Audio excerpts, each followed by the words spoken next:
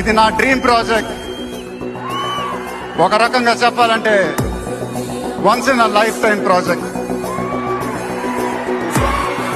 దీనికి ఎంత కష్టపడాలో అంత కష్టపడతాను. I'll make everyone proud.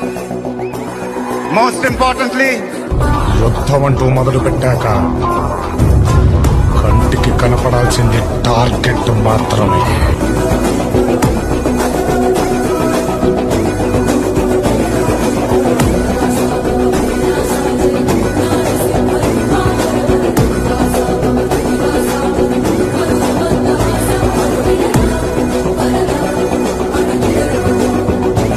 ఇది నా డ్రీమ్ ప్రాజెక్ట్.